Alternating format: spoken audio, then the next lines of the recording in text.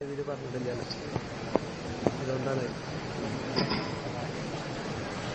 السلام عليكم ورحمة الله وبركاته. بسم الله الرحمن الرحيم.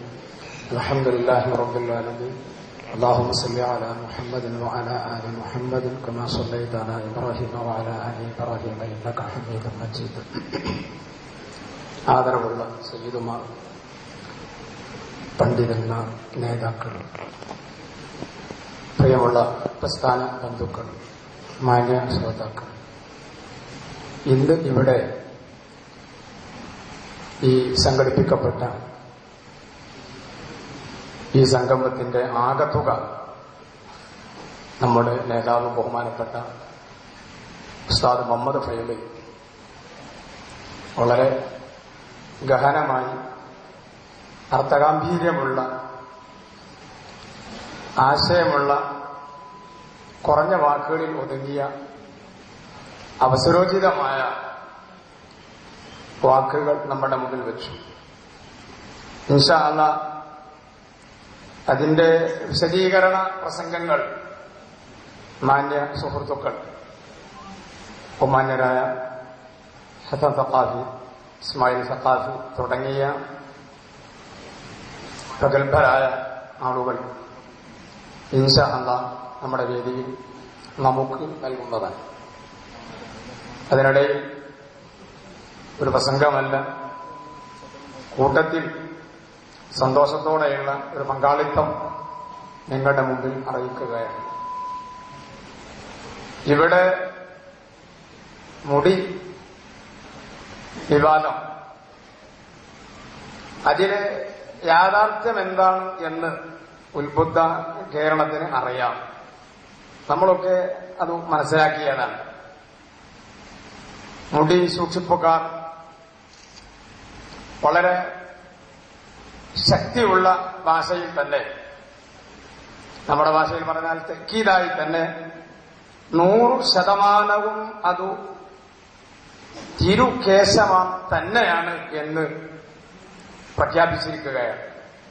ബോർഡുകളിലും അവരുടെ പ്രഖ്യാപനങ്ങളുമൊക്കെ ഒരു സംശയത്തിനും ഇട നൽകാതെ തെക്കീദിന്റെ ഭാഷയിൽ 100% അത് തിരുകേശം തന്നെയാണ് എന്ന് പ്രഖ്യാപിക്കുമ്പോൾ ശ്രദ്ധിക്കേണ്ടിയിരുന്നത്, നാം സമസ്തക്കാർ, തബറുക്കിൽ വിശ്വസിക്കുന്ന സുന്നികൾ, വിശുദ്ധ ഇസ്ലാമിന്റെ ഒരു ഭാഗമായ ആ തബറുക്കും താലീമുമൊക്കെ അംഗീകരിക്കുന്നവർ നാം മാത്രമല്ലല്ലോ കേരളത്തിലുള്ളത്. അങ്ങനെ ഒരു തബറുക്ക് അതില്ല എന്നും നബി സല്ലല്ലാഹു അലൈഹി വസല്ലമ തങ്ങളുടെ മുടി അതൊരു സാധാരണ ഒരു മനുഷ്യന്റെ മുടി എന്നതിന്റെ അപ്പുറം അതിനെന്തെങ്കിലും ഒരു പ്രാധാന്യത ഉള്ളതായി പ്രമാണങ്ങളിൽ ബോധ്യപ്പെട്ടിട്ടില്ല എന്നും, അങ്ങനെ ഒരു നയത്തോടുകൂടെ, ഒരാശയത്തോടുകൂടെ അവിടുത്തെ അനുചരന്മാർ, നാം സ്വഹാബത്തെന്ന് വിശ്വസിക്കുന്ന അവിടുത്തെ പ്രധാനപ്പെട്ട ശിഷ്യന്മാർ, അവരാരും അത് സൂക്ഷിച്ചിട്ടില്ല എന്നും, ഇനി ആരുടെയെങ്കിലും അറിഞ്ഞോ അറിയാതെയോ ഒരു മുടി വന്നിട്ടുണ്ടെങ്കിൽ അത് ഒരു സ്നേഹത്തിന്റെ പേരിൽ, അഥവാ പരസ്പരമുള്ള ഒരു പ്രേമം എന്നൊക്കെ പറയുന്ന ഭാഷയിലുള്ള ഒരർത്ഥത്തിൽ സൂക്ഷിക്കപ്പെട്ടതാണ്. അതൊരു തബറുക്കിന്റെയോ പുണ്യത്തിന്റെയോ പേരിൽ അല്ല എന്നുമൊക്കെ വളരെ ശക്തമായി പ്രചരിപ്പിച്ചുകൊണ്ടിരിക്കുന്ന ബിദ്അത്തിന്റെ കക്ഷികളും ഈ പ്രഖ്യാപനങ്ങൾ കേൾക്കുന്നു എന്നത് നമ്മളൊക്കെ മനസ്സിലാക്കുക. അതായത് തബറുക്കിന്റെ നബി സല്ലല്ലാഹു അലൈഹി വസല്ലമ തങ്ങളുടെ മുടി, അവിടുത്തെ തിരുകേശം, ആ തിരുകേശത്തിന് അങ്ങനെ ഒരു മഹത്വമില്ല, എല്ലാവരുടെ മുടി പോലെ തന്നെയാണ് എന്നും വാദിക്കുകയും പ്രചരിപ്പിക്കുകയും നേരത്തെ പറഞ്ഞ പോലെ അത് കേരളത്തിലെന്നു മാത്രമല്ല ലോകത്തെവിടെയും ഇല്ല. അങ്ങനെ ഉണ്ടാകുമായിരുന്നെങ്കിൽ സ്വഹാബത്തിന്റെ കയ്യിൽ അത് ഉണ്ടാകുമായിരുന്നു. അവരുടെ കൈവശം അങ്ങനെ ഇല്ല. ഇനി എവിടെയെങ്കിലും ഉണ്ടെങ്കിൽ അത് പിൽക്കാലത്ത് വന്നതായി രേഖയുമില്ല എന്നൊക്കെ ആധികാരികമായി അവര് ശക്തമായ ഭാഷയിൽ പറയുമ്പോഴേ അവരുടെ മുമ്പിൽ കേവലം ഒരു തിരുകേശം, അത് 100% അത് തിരുകേശം തന്നെ എന്ന് പ്രഖ്യാപിച്ചാൽ പോരല്ലോ. അതിന്റെ ആധികാരികത കേവലം സനദ് എന്ന വാക്കിൽ ഒതുക്കേണ്ടതല്ല. അതിന്റെ ആധികാരികത സനദ് കൂടി വിശദീകരിക്കേണ്ടി വരും. സനദ് കൂടി ബോധ്യപ്പെടുത്തേണ്ടി വരും ഈ സമൂഹത്തിന് മുൻപിൽ. അതുകൊണ്ട് കേവലം ആ പ്രഖ്യാപനം പോരാ. അതുകൊണ്ട് നേരത്തെ ഇവിടെ മുഹമ്മദ് ഫൈസി സൂചിപ്പിച്ചതുപോലെ സാധാരണക്കാരായ ഒരുപാട് ആളുകൾ നബി സല്ലല്ലാഹു അലൈഹി വസല്ലമ തങ്ങളിൽ അടിയുറച്ച് വിശ്വസിക്കുന്ന, അവിടുത്തെ ആസാറുകളിലും ഫലായിലുകളിലും ഹസായിസുകളിലും വളരെയേറെ ആദരവ് പ്രഖ്യാപിക്കുന്ന അഹ്ലുസ് സുന്നത്തി വൽ ജമാഅ, ഈ സാധാരണ മനുഷ്യർ അവരിൽ തന്നെ ചിലരൊക്കെ ധരിക്കുകയാണ്. അതായത് ഇങ്ങനെയൊക്കെ എവിടെന്നെങ്കിലും കാണുന്നതും കേൾക്കുന്നതും കിട്ടുന്നതുമൊക്കെ അതിന് ഫളീലത്തുണ്ട്, ശ്രേഷ്ഠതയുണ്ട്, അതൊന്നും സമർത്ഥിക്കണ്ടേ, ബോധ്യപ്പെടുത്തണ്ടേ, ഇങ്ങനെയൊക്കെ അങ്ങ് പറയുമ്പോ അവസാനം അതൊക്കെ എല്ലാം അങ്ങനെ തന്നെയാണ് എന്ന ഒരു ചെറിയ ഒരു തോന്നലിലേക്ക്, ബിദ്അത്തിന്റെ ആശയത്തിലേക്ക്, അഥവാ മൗദൂദികളും മുജാഹിദുകളും അടങ്ങുന്ന വഹാബി വിങ്ങിലേക്ക് സമൂഹത്തെ നയിക്കുന്നുണ്ടോ എന്ന് നാം സംശയിക്കുകയാണ്. ഈ ചർച്ച, അതായത് ഇവിടെ സമസ്തക്കാർ വിജാത്തിലേക്ക് നയിക്കുന്നു എന്ന് പ്രഖ്യാപിക്കും ഗൗരവമായി നമ്മൾ മനസ്സിലാക്കേണ്ടത്. ഈ വിഷയം വരുമ്പോ ഇത് ബോധ്യപ്പെടുത്തൽ ആവശ്യമാണെന്ന് മാത്രമേ ബഹുമാനപ്പെട്ട സമസ്തകളെ ജംഇയ്യത്തുൽ ഉലമ പ്രഖ്യാപിച്ചിട്ടുള്ളൂ. തിരികേശം ഉണ്ടാകുന്നതിനോ അത് മർക്കസിലോ മറ്റെവിടെ ഉണ്ടാകുന്നതിനോ വിരോധമല്ല. പക്ഷെ അങ്ങനെ ഉണ്ട് എന്ന് പറയുന്നതിനും കുഴപ്പമില്ല. പക്ഷെ അത് ബോധ്യപ്പെടുത്തൽ ബാധ്യതയാണ്. ഞങ്ങൾ സമസ്തക്കാർ മാത്രമല്ലല്ലോ കേരളത്തിലുള്ളത്. അങ്ങനെ ഒരു കേശത്തിലും അല്ലെങ്കിൽ ഒരു തവറക്കിലും വിശ്വസിക്കാത്ത ഒരുപാട് ആളുകൾ കേരളത്തിലുണ്ടാകുമ്പോ, പ്രബോധിത മണ്ഡലത്തിലുണ്ടാകുമ്പോ അവരെ കൂടി ബോധ്യപ്പെടുത്തണ്ടേ? അതുകൊണ്ട് അതിന്റെ വഴികൾ എന്ത്, അത് കണ്ടുപിടിക്കണ്ടേ? ഇത് കേരളത്തിലെ അഹ്ലുസ് സുന്നത്തി വൽ ജമാഅത്തിന്റെ ആധികാരിക പണ്ഡിത സഭയായ ശബ്ദമായ സമസ്ത കേരള ജംഇയ്യത്തുൽ ഉലമ ആവശ്യപ്പെട്ടു. പക്ഷേ അതിന്റെ സമയം അതിക്രമിച്ചു. തെളിയിക്കേണ്ട, ബോധ്യപ്പെടുത്തേണ്ട സമയം അതിക്രമിച്ചിട്ടും അത് തെളിയിക്കാതിരിക്കുകയും തെളിയപ്പെടാതിരിക്കുകയും ചെയ്തപ്പോ ബഹുമാനപ്പെട്ട സമസ്ത കേരള ജംഇയ്യത്തുൽ ഉലമയുടെ ആശീർവാദത്തോടുകൂടെ കേരളത്തിലെ പടയണി പ്രഖ്യാപിച്ചു, ഇത് തീർത്തും വ്യാജം തന്നെയാണ്. അങ്ങനെ നേരത്തെ പറഞ്ഞിട്ടില്ലല്ലോ, തെളിയിക്കപ്പെടേണ്ട വിഷയമാണ്. പക്ഷേ അത് തെളിയിക്കപ്പെടേണ്ട സന്ദർഭം കഴിഞ്ഞപ്പോ സ്വാഭാവികമായും സമൂഹം തെറ്റിദ്ധരിക്കരുത്. എന്റെ റസൂലുള്ളാഹി സ്വല്ലല്ലാഹു അലൈഹി വസല്ലമ തങ്ങളുടെ കേസം മുഴുവനും അത് വ്യാജമാണ് എന്ന് തെറ്റിദ്ധരിക്കാൻ പാടില്ല. ഇവിടെ തെളിയിക്കപ്പെടാത്തത് അത് വ്യാജമാണ് എന്നിവിടെ തെളിഞ്ഞിരിക്കുന്നു എന്ന് പറയേണ്ടി വന്നിരിക്കുകയാണ്. അതുകൊണ്ട് ഈ ചർച്ചയിൽ നിന്ന് എന്തെങ്കിലുമൊക്കെ മഹാനായ അഷ്റഫുൽ ഖൽഖ് സ്വല്ലല്ലാഹു അലൈഹി വസല്ലമ തങ്ങളുമായി ബന്ധപ്പെട്ട ഫളായിലിൽ എന്തെങ്കിലും വീര്യം കുറഞ്ഞതായി ഈ സമൂഹത്തിന് തോന്നിയിട്ടുണ്ടെങ്കിൽ അത് തിരുത്തലും ബഹുമാനപ്പെട്ട ഉലമാഇന്റെ നമ്മുടെയൊക്കെ, അഥവാ സുന്നത്ത് ജമാഅത്തിന്റെ സംഘാടകരായ പ്രവർത്തകരായ നമ്മുടെയൊക്കെ ബാധ്യതയാണ്. നമ്മളുടെ ചർച്ച ഒരിക്കലും റസൂലുള്ളാഹി സ്വല്ലല്ലാഹു അലൈഹി വസല്ലമ തങ്ങളുടെ ഫളായിൽ, അവിടുത്തെ ഖസായിസിന് പ്രത്യേകതയില്ല, അവിടുത്തെ ആ പ്രത്യേക അവിടുത്തെ ശരീരത്തിനുള്ള ആ പ്രത്യേകതയിൽ എന്തെങ്കിലും ഒരു കുറവ് വരുത്തുന്ന രീതി അല്ല എന്ന് ബോധ്യപ്പെടുത്തൽ നമ്മുടെ ബാധ്യതയാണ്. ഈ സംസാരങ്ങളെ ശ്രദ്ധിക്കുന്ന വാന് ശ്രോതാക്കളോടും സുന്നത്ത് ജമാഅത്തിന്റെ സംഘാടകർക്കും പ്രവർത്തകർക്കും ഓർമ്മപ്പെടുത്താനുള്ളതും അതുതന്നെയാണ്. സയ്യിദുനാ ത്വഹാ റസൂലുള്ളാഹി സ്വല്ലല്ലാഹു അലൈഹി വസല്ലമ തങ്ങളുടെ ശരീരപ്രകൃതി തന്നെ അതൊരു സാധാരണ പ്രകൃതിയല്ല എന്നു നാം മനസ്സിലാക്കുക. വഹാബികളോടും മൗദൂദികളോടും നമ്മൾ നേരത്തെ ഇതിനെക്കുറിച്ച് സവിസ്തരം പ്രതിപാദിക്കുന്നു.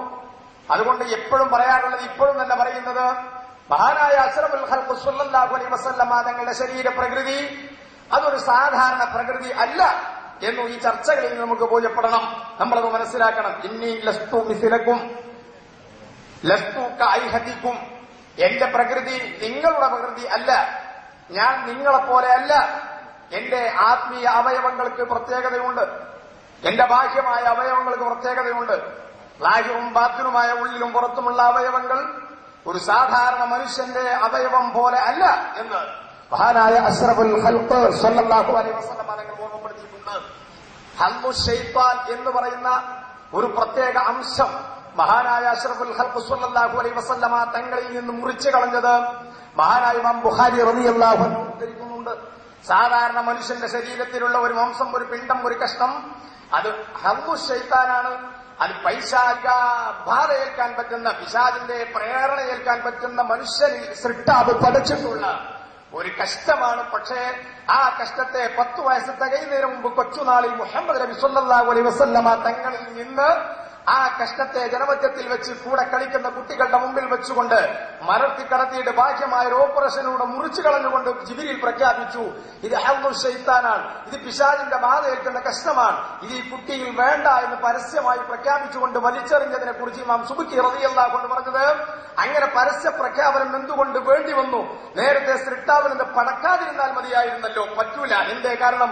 പിൽക്കാലത്ത് മനുഷ്യന്റെ അവയവങ്ങളെ കുറിച്ച് പഠനം നടത്തുമ്പോ മനുഷ്യരിങ്ങനെ പിശാചിന്റെ ബാധ ഏൽക്കാൻ പറ്റുന്ന, പൈശാചികമായ പ്രേരണ ഏൽക്കാൻ പറ്റുന്ന കഷ്ടമുണ്ട് എന്ന് ഇസ്ലാമിന്റെ വിരോധികൾ ശാസ്ത്രീയമായി തെളിയിച്ചാൽ മനുഷ്യനിൽ അങ്ങനെ ഒരു കഷ്ടമുണ്ട്. അതുകൊണ്ട് മുഹമ്മദ് നബി മനുഷ്യനാണ്, ആ മനുഷ്യനിലും അങ്ങനെ ഒരു കഷ്ടമുണ്ടായിട്ടുണ്ട്.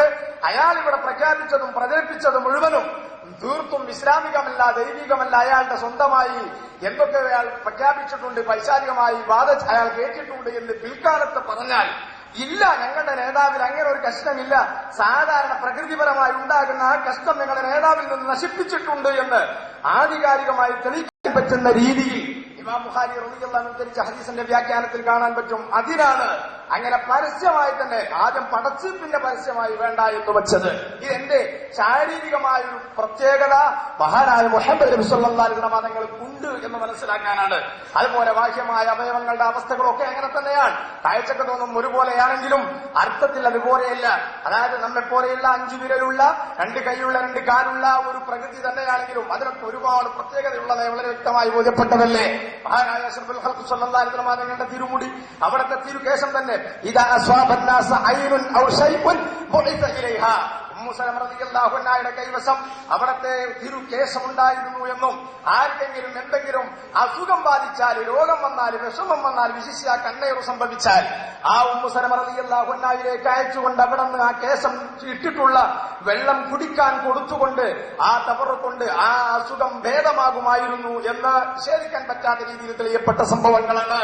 അതുപോലെ തന്നെ റസൂലുള്ളാഹി തങ്ങളുടെ ശരീരത്തിൽ നിന്ന് വന്ന എല്ലാ ഫളലും, റസൂലുള്ളാഹി തങ്ങളുടെ ഏതു ശരീരത്തിൽ നിന്ന് വന്ന മുടിയായാലും വിയർപ്പായാലും മറ്റേതായാലും നമ്മളെ ചർച്ചയിൽ വരുന്നത് അതിനൊക്കെ വളരെയധികം ആധികാരികതയും അതിനൊക്കെ വളരെയധികം അംഗീകരിക്കേണ്ടതുമാണ്. അസ്ലുൻ മിൻ അഹ്ലിസ് സുന്നത്തി വൽ ജമാഅ, അസ്ലുൻ മിൻ ഉസൂൽ മിൻ അഹ്ലിസ് സുന്നത്തി വൽ ജമാഅ. അഹ്ലുസ് സുന്നത്തി വൽ ജമാഅത്തിന്റെ അടിസ്ഥാന തത്വങ്ങളിൽ ഒരു തത്വമാണ് തഅലീമു മാ അല്ലമല്ലാഹ്. ഇതിന് തബറുക്കുണ്ട്, ഇതിന് ആദരവുണ്ട് എങ്കിൽ അതിനെ നാം തീർത്തും ആദരിക്കുകയും അങ്ങനെ ഒന്നുണ്ട് എന്ന് സമ്മതിക്കുകയും ചെയ്യുകയാണ്. എന്തിനധികം അഷ്റഫുൽ ഖൽഖ് സ്വല്ലല്ലാഹു അലൈഹി വസല്ലമ തങ്ങളുടെ ശരീരത്തിൽ നിന്ന് ഒഴുകിയ രക്തം, അത് കർമ്മശാസ്ത്രപരമായി നമ്മളൊക്കെ മനുഷ്യ ശരീരത്തിലെ രക്തം നജസാണ് എന്ന് കർമ്മശാസ്ത്രത്തിൽ അങ്ങനെ പറയുന്നുണ്ടെങ്കിലും മഹാനായ അഷ്റഫുൽ ഖൽഖ് സ്വല്ലല്ലാഹു അലൈഹി വസല്ലമ തങ്ങളുടെ ശരീരത്തിലെ രക്തത്തെക്കുറിച്ച് അങ്ങനെ പറഞ്ഞിട്ടില്ലല്ലോ. അത് നജസ് അല്ല, മലിനമല്ല, അത് ശുദ്ധമാണ് എന്ന് മാത്രമല്ല യുദ്ധവേളയിൽ ആ രക്തം റസൂലുള്ളാഹി സ്വല്ലല്ലാഹു അലൈഹി വസല്ലമ തങ്ങളിൽ നിന്ന് ഒഴുകിയ രക്തം മാലിക് റളിയല്ലാഹു അൻഹു കുടിച്ചപ്പോ അഷ്റഫുൽ ഖൽഖ് സ്വല്ലല്ലാഹു അലൈഹി വസല്ലമ തങ്ങൾ പറഞ്ഞു, ഫല്യൻദുർ ഇലാ മാലിക് ബിൻ സിനാൻ, ആർക്കെങ്കിലും സ്വർഗത്തിൽ പോകുന്ന വ്യക്തിയെ കാണണോ എങ്കിൽ ഫല്യൻദുർ ഇലാ മാലിക് ബിൻ സിനാൻ, അവൻ മാലിക് ബിൻ സിനാനിനെ നോക്കട്ടെ. മാലിക് സ്വർഗത്തിന്റെ നിവാസിയായി. എന്റെ കാരണം രക്തം അഥവാ എന്റെ രക്തം, ഒരിക്കലും നരകത്തിൽ പോവാത്ത എന്റെ രക്തം മാലിക്കിന്റെ രക്തത്തോട് ചേർന്നു പോയിട്ടുണ്ട്. അതുകൊണ്ട് മാലിക്കിനീൻ സ്വർഗ നരകത്തിലേക്കില്ല. ലം തമുസ്സുകന്നാർ, നിനക്ക് തീവത്തുകയില്ല, നരകമെത്തുകയില്ല. സയ്യിദുനാ റസൂലുള്ളാഹി സ്വല്ലല്ലാഹു അലൈഹി വസല്ലമ തങ്ങൾ ബോധ്യപ്പെടുത്തി. ചുരുക്കത്തിൽ ഇങ്ങനെ അഷ്റഫുൽ ഖൽഖ് സ്വല്ലല്ലാഹു അലൈഹി വസല്ലമ തങ്ങളുമായി ബന്ധപ്പെട്ട ഏതിനും വളരെ അർത്ഥമുള്ളതാണ്, അത് വളരെയധികം തബറുക്കുള്ളതാണ്, പുണ്യമുള്ളതാണ്. അതൊരു സാധാരണ പ്രകൃതിയുടെ ഭാഗമല്ല എന്ന് തീർത്തും നാം മനസ്സിലാക്കുക. അതിൽ നിന്നൊരിക്കലും നമ്മൾ പുറകിലല്ല. ഇവിടെ വഹാബികള് അഥവാ ജമാഅത്തെ ഇസ്ലാമിയും മുജാഹിദും നേതൃത്വം കൊടുക്കുന്ന വഹാബി വിങ്, ഈ വിങ്ങിന് അങ്ങനെ ആശയമുള്ളത് കൊണ്ട് അവരുടെ മുമ്പിൽ നമ്മൾ ഈ രീതിയിലുള്ള പ്രസ്താവനകൾ നടത്തുമ്പോ അത് തന്നെയാണ് 100% അത് തിരുകേശം തന്നെയാണെന്ന് പറഞ്ഞാൽ പോരല്ലോ. ബോധ്യപ്പെടുന്ന രീതിയിൽ അത് ബോധ്യപ്പെടുത്താതിരിക്കുമ്പോ, ബോധ്യപ്പെടുത്തുന്നു എന്ന് പറയുന്ന സനത് ഇവിടെ സൂചിപ്പിക്കപ്പെട്ടതുപോലെ അത് വായിക്കുമ്പോ 3 പ്രാവശ്യം വായിച്ചാൽ 3 രൂപത്തിലും, 4 പ്രാവശ്യമായാൽ 4 രൂപത്തിലും, മുടിയെക്കുറിച്ച് 4 പ്രസംഗം നടക്കുമ്പോൾ 4 രൂപത്തിലും, ഇനി 10 പ്രസംഗം നടക്കുമ്പോൾ 10 രൂപത്തിലുമൊക്കെ. എന്റെ ഒരു മാന്യ സുഹൃത്ത്, ആ കൂട്ടത്തിലുള്ള വ്യക്തിയുടെ പ്രസംഗം ഞാൻ കേട്ടുപോയി. അതായത് പിന്നെ റസൂലുള്ളാഹി ഇവിടെ നമ്മൾ നേരത്തെ ക്ലിപ്പിൽ കേട്ടല്ലോ, റസൂലുള്ളാഹി സ്വല്ലല്ലാഹു അലൈഹി വസല്ലം തങ്ങളുടെ കയ്യിൽ നിന്ന് കിട്ടിയ മുടിയാണ്, റസൂലുള്ളാഹിന്റെ കയ്യിൽ നിന്ന് കിട്ടിയ മുടിയാണ് എന്നൊക്കെ പറയുമ്പോ ഇത് വളരെ ആധികാരികമായി അവർ പ്രഖ്യാപിക്കുകയാണ്. റസൂലുള്ളാഹി തങ്ങളുടെ കയ്യിൽ നിന്ന് മുടി കിട്ടി. നിങ്ങൾ നോക്ക്, റസൂലുള്ളാഹി സ്വല്ലല്ലാഹു അലൈഹി വസല്ലം തങ്ങൾ കയ്യുമ്മലെ മുടി അത് വടിക്കുകയോ അത് നീക്കുകയോ ചെയ്തിട്ടുണ്ടോ? ഇനി എവിടെയെങ്കിലും അറിയാതെ കയ്യിൽ നിന്നുള്ള ഒരു മുടി വീണു എന്ന് വെക്കുക, എങ്കിൽ അത് തെളിയിക്കപ്പെട്ടിട്ട് പറഞ്ഞാൽ മതി. എന്തുകൊണ്ട് കിട്ടിയത് മുഴുവൻ തലയിൽ നാൾ പറയുകയും പിന്നെ ഒരാൾ കയ്യിൽ നാൾ പറയുകയും ചെയ്യുക? ഇങ്ങനെ വരുമ്പോൾ ആ മുടിയെക്കുറിച്ച് സ്വാഭാവിക സംശയങ്ങളല്ലേ? ഇത് ബോധ്യപ്പെട്ടതുകൊണ്ടാണ് ബഹുമാനപ്പെട്ട സമസ്തകൾ ജംഇയ്യത്തുൽ ഉലമ പറഞ്ഞത്, ഇവിടെ തെളിയിക്കപ്പെടേണ്ടിയിരിക്കുന്നു. ഞങ്ങളാരും തിരുകേശത്തിന് എതിരല്ല, അഷ്റഫുൽ ഖൽഖ് തങ്ങളുടെ ഫളായിലിന് എതിരല്ല. പക്ഷേ അത് എതിർക്കുന്ന നിഷേധിക്കുന്ന ബിങ് ഇവിടെ ഉള്ളത് കൊണ്ട് അത് തെളിയിക്കപ്പെടേണ്ടതുണ്ട്. അതിന്റെ സമയം അതിക്രമിച്ചു കഴിഞ്ഞതുകൊണ്ട് തീർത്തും സമൂഹത്തിന് മുമ്പിൽ വഞ്ചിതരാവാതിരിക്കാൻ പറയേണ്ടി വന്നിരിക്കുന്നു. തീർത്തും അത് വ്യാജം തന്നെയാണ് ഞാനിവിടെ സംഭവിച്ചിട്ടുള്ളത്. അതുകൊണ്ട് നമ്മളാരും തെറ്റിദ്ധരിക്കേണ്ട ആവശ്യമില്ല. ഇൻഷാ അല്ലാഹ് പുതിയതായി ഇന്നലെ നടന്ന പരിപാടിയിൽ എന്തെങ്കിലും നമ്മൾക്ക് മനസ്സിലാക്കാനുണ്ടെങ്കിൽ, അതായത് തട്ടിപ്പുകളും വെട്ടിപ്പുകളാണ് നമ്മൾ മനസ്സിലാക്കാനുള്ളത്, അത് ഇൻഷാ അല്ലാഹ് സുഹൃത്തുക്കൾ ഇവിടെ ഓർമ്മപ്പെടുത്തും, ബോധ്യപ്പെടുത്തേണ്ടതാണ്. ചുരുക്കത്തിൽ അഷ്റഫുൽ ഖൽഖ് സ്വല്ലല്ലാഹു അലൈഹി വസല്ലമ തങ്ങളുമായി ബന്ധപ്പെട്ട ചർച്ചയായതുകൊണ്ട് അവിടത്തോടെ ഏറ്റവും കൂടുതൽ പുണ്യവും മഹത്വവും ഒക്കെ നമ്മുടെ കൽബിലുണ്ടാവുക, അവിടുത്തെ ശരീരത്തിൽ നിന്ന് വരുന്ന ഏതു ഫളലാത്താണെങ്കിലും അതൊന്നും മഹത്വത്തിന് എതിരല്ല, തീർത്തും ആദരിക്കപ്പെടേണ്ടതും ബഹുമാനിക്കപ്പെടേണ്ടതും സാധാരണ ഒരു മനുഷ്യന്റെ അല്ലാത്തതുമാകുന്നു. അതുകൊണ്ട് തന്നെ ഇൻഷാ അല്ലാഹ് ആ നിലക്ക് നമ്മൾ അതിനെക്കുറിച്ച് മനസ്സിലാക്കുകയും മറ്റുള്ളവർക്ക് അത് ബോധ്യപ്പെടുത്തി കൊടുക്കുകയും ചെയ്യുക. ഇന്നലെ നടന്ന വിഷയവുമായി ഇപ്പോ പുതിയതായി എത്തിയിരിക്കുന്ന വിഷയങ്ങളുമായി ഇൻഷാ അല്ലാഹ് ഇവിടെ ചർച്ച നടക്കുന്നതാണ് എന്ന് പ്രത്യേകമായി ഓർമ്മപ്പെടുത്തി ഇൻഷാ അല്ലാഹ്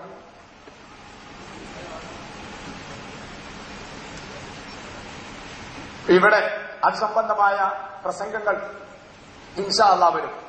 അതുകൊണ്ട് ഞാനത് നീട്ടി പ്രസംഗിക്കുകയല്ല. മഹാനായ അഷ്റഫുൽ ഖൽഖ് സ്വല്ലല്ലാഹു അലൈഹി വസല്ലമ തങ്ങളെ കുറിച്ച് പറയുമ്പോൾ നമുക്കൊരു വികാരാണല്ലോ, നമ്മൾക്കൊരു വികാരാണ്. ഉമ്മു ആസിം റളിയല്ലാഹു അൻഹ പറയുന്നു, എന്റെ ഉമ്മു ആസിം റളിയല്ലാഹു അൻഹ പറയാണ്, എന്റെ ഭർത്താവിന് ഞാനല്ലാതെ വേറെ 3 ഭാര്യമാരും കൂടിയുണ്ട്, ഞാൻ 4ാമത്തെ ഭാര്യയാണ്. അങ്ങനെ ഞങ്ങൾ തമ്മിൽ മത്സരമാണ്. ഹദീസ് പരിശോധിച്ചാൽ കാണും, ഞങ്ങൾ തമ്മിൽ മത്സരമാണ്. എന്തിന്? സ്വാഭാവിക മത്സരം.